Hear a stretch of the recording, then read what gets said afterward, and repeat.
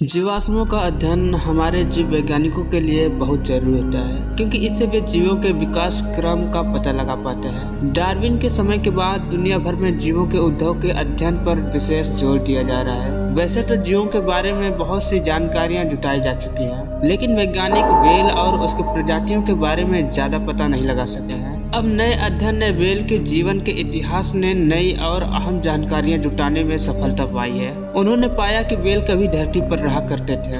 अभी तक वैज्ञानिकों को ये पता नहीं चल पा रहा है कि व्हेल कैसे अलग अलग प्रजातियों में विकसित हुई, लेकिन इस बड़े और महत्वपूर्ण अध्ययन में शोधकर्ताओं ने अपने अध्ययन में व्हेल के 3 प्रमुख काल के बारे में जानकारियां जुटाई हैं। इतना ही नहीं, इन दौरों में व्हेल का विकास बहुत तेजी से हुआ।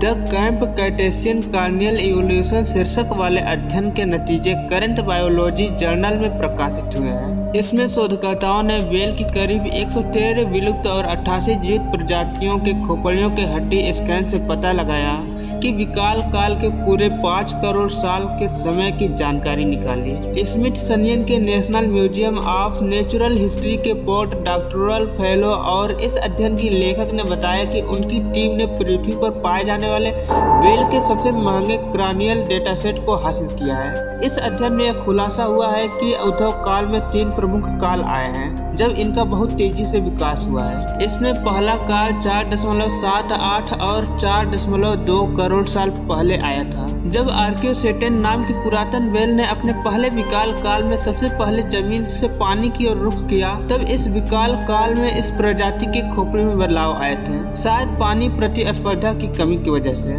डॉक्टर कुमब्स के अनुसार पुरातन प्रजातियां एक संपूर्ण धरती के स्तनपायी जीव से पूरी तरह से जलीय जीव 80 लाख साल में बन गई थी। पानी में जाने के बाद भी इन प्रजातियों में अपने धरती के पूर्वजों की बहुत सारी विशेषताएं समान ही थी। वहीं दूसरे विकास काल खंड में व्हेल के 2 प्रमुख समूह एक दूसरे से अलग हो गए थे। यह विचलन घटों वाली व्हेल, बलीन व्हेल, ओडोंटोसेटी और मिस्टिसेटी व्हेलों में देखा गया था। ओडोंटोसेटी और मिस्टिसेटी व्हेलों में देखा गया कि इनकी खोपड़ी, चेहरे और नाक पर बहुत ज्यादा बदलाव देखे गए थे। तीसरे और अंतिम काल में नीली व्हेल जैसी प्रजातियों में विशेष कपालीय विकास देखा गया। इस दौरान दांतों वाली व्हेलों में विविधता आई और उनकी प्रतिध्वनि निर्धारण क्षमता में सुधार आया, जिसे उन्होंने शिकार देखने की जरूरत को खत्म कर दिया और समुद्र की गहराइयों तक जाने में सक्षम हो गई।